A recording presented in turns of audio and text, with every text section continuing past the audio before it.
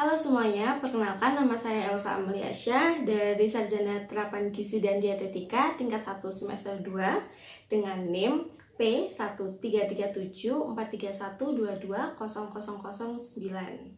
Pada video kali ini saya akan menjelaskan mengenai uji kualitas air dengan metode MPN. Nah, beberapa referensi yang sudah saya dapatkan nantinya saya akan cantumkan di akhir video. Air merupakan kebutuhan dasar bagi manusia karena air banyak digunakan untuk kebutuhan rumah tangga, kebutuhan industri, pertanian, bahkan air juga digunakan untuk meningkatkan derajat kesehatan masyarakat.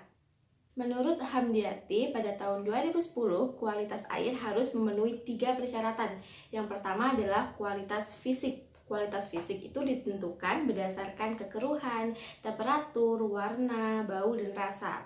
Yang kedua ada kualitas kimia, dengan adanya senyawa-senyawa kimia yang beracun berupa perubahan warna, perubahan rasa pada air, serta reaksi-reaksi yang tidak diharapkan menyebabkan diadakannya standar kualitas air minum. Yang ketiga ada kualitas biologis, berdasarkan pada kehadiran kelompok-kelompok mikroba seperti mikroba patogen, pencemar terutama E. coli, penghasil toksin, dan lain sebagainya.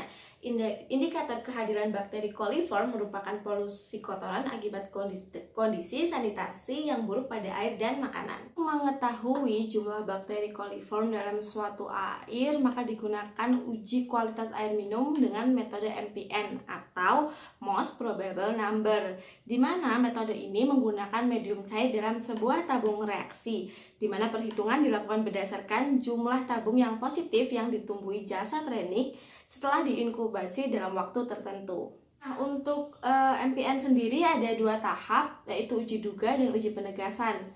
Jika dalam uji penegasan dan uji duga ini terdapat gelembung gas dalam tabung Durham, selanjutnya kita akan lanjut ke metode yang berikutnya, yaitu uji penguat atau pelengkap. Di sini kita akan menunjukkan atau membuktikan ada tidaknya bakteri Escherichia coli. Nah, pada uji MPN ini biasanya kita membutuhkan bahan, ada media lactose broth, media BGLB, dan untuk uji penguat atau uji pelengkap kita biasa gunakan media IMB atau eosin methylene blue. Kemudian kita butuhkan beberapa sampel air yang akan diuji. Untuk alat yang digunakan dalam pengujian ada tabung reaksi, tabung Durham, pipet ukur, Bunsen, cawan Petri, gelas ukur, jarum Ose, rak tabung reaksi, kertas label, Erlenmeyer, dan inkubator. Lalu, seperti apa maksud dari tiap tahapan yang diujikan untuk menguji kualitas air tersebut? Ada pemeriksaan tes penduga dengan menginokulasi pada media lactose broth. Dilihat ada tidaknya pembentukan gas dalam tabung Durham setelah diinkubasi selama 24 hingga 48 jam. Pada suhu 35 derajat Celcius hingga 37 derajat Celcius. Bila terdapat pembentukan gas dalam tabung Durham, maka tes air minum menurut Kemenkes dilanjutkan dengan uji penegasan. Tetapi jika hasilnya tidak terbentuk gas atau negatif, tidak perlu melakukan uji penegasan. Kemudian dilanjutkan jika hasilnya positif dengan uji penegasan. Pemeriksaan pada tes penegasan dengan penanaman pada media BGLB dilihat ada tidaknya pembentukan gas dalam tabung Durham setelah 48 jam. Bila terbentuk gas dalam tabung Durham, maka tes dinyatakan positif dan dilanjutkan dengan uji yang berikutnya, yaitu uji pelengkap. Berikut langkah-langkah pengujian metode MPN. Nah, uji yang pertama yang akan kita lakukan yaitu uji penduga. Di sini kita akan menyiapkan beberapa tabung reaksi yang sudah berisi tabung Durham steril dan media lactose broth.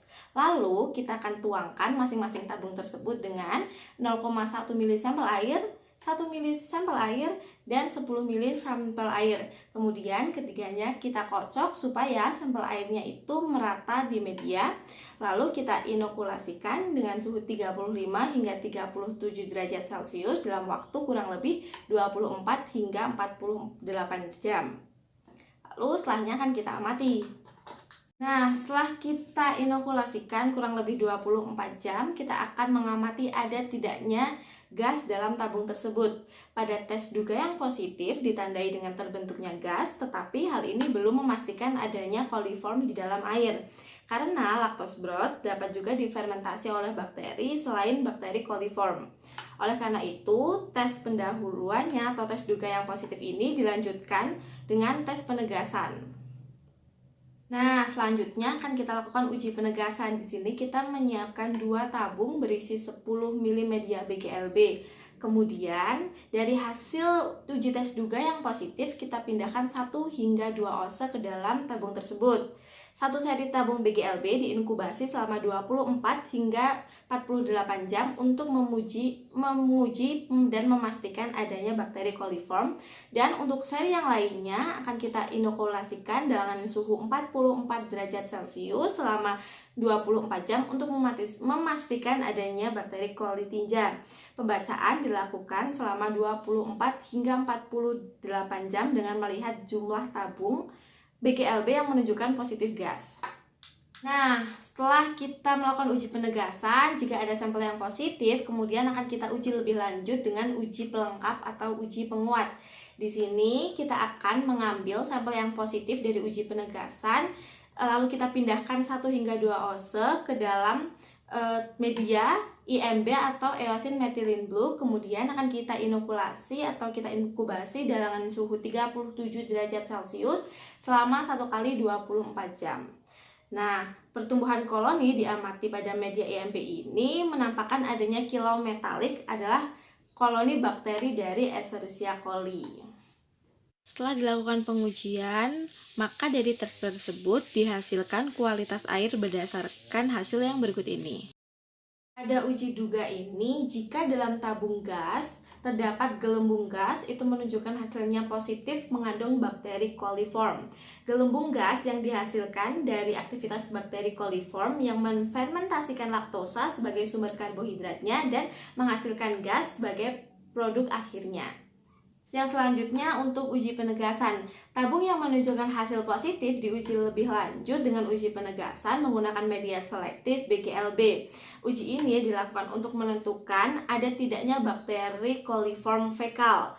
Gelembung udara yang dihasilkan pada tabung Durham disebabkan adanya respirasi mikroorganisme yang berupa gelembung gas. Tabung Durham dinyatakan positif apabila di dalam tabung Durham tersebut terbentuk gas dan dinyatakan negatif apabila tidak terbentuk gas. Nah, yang terakhir ada uji penguat. Uji penguat ini dilakukan untuk mengetahui ada tidaknya bakteri E. coli pada air tersebut.